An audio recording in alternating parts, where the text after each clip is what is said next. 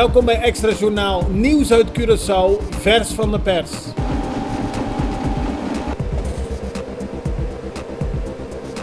En dit is het nieuws van vandaag. In een bijeenkomst in de Staten heeft premier Ruggenaat de vragen van enkele parlementariërs beantwoord over de wet integriteit en over de geheimhoudingsplicht van de centrale bank. De premier gaf aan dat er geen enkele wet geschonden is.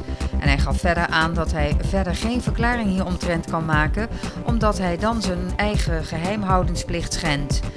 De wet integriteit kandidaat-ministers, beter bekend als de screeningswet, wordt geëvalueerd. Er wordt een commissie opgericht die advies zal uitbrengen aan de Raad van Ministers.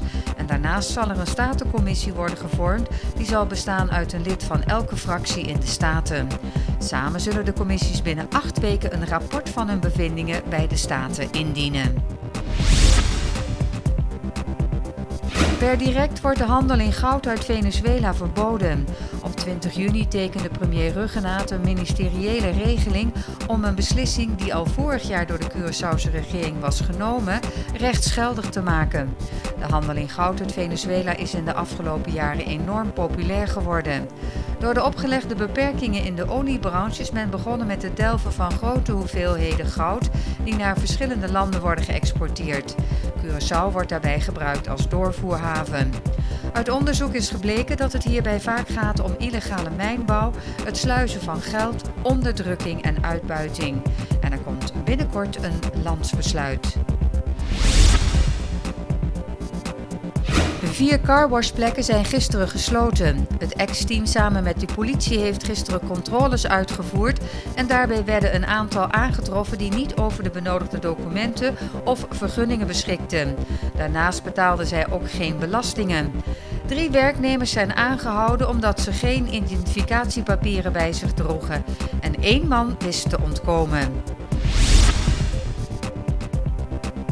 De hoge beroepszaak tegen David Staci, de man die in januari 2018 een 24-jarige man zou hebben doodgeschoten bij discotheek Spoons, werd gisteren in de rechtbank behandeld. Het Openbaar Ministerie ging in hoger beroep nadat Staci door het Hof in eerste aanleg was veroordeeld tot 48 maanden gevangenis.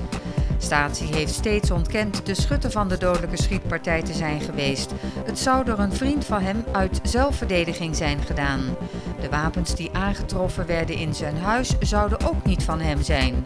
De advocaat-generaal heeft een eis ingediend van 18 jaar gevangenisstraf.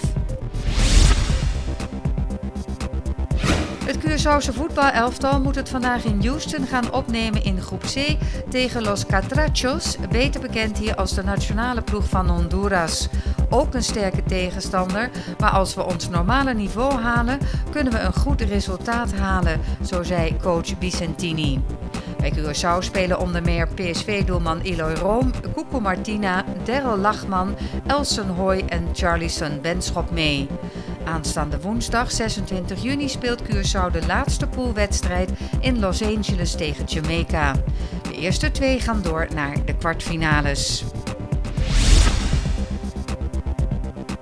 Vannacht is bij het Santa Barbara Resort Kirsha Attaf gekozen tot Miss Universe Curaçao 2019. 6 kandidaten deden aan de verkiezing mee. Bij de laatste ronde ging het om Kirsha Attaf, Lian Bonofacia en Chantal Weerts. De kandidaten kregen in de laatste ronde de vraag: wat versta je onder succes? Het duurde lang voordat de winnares bekend werd.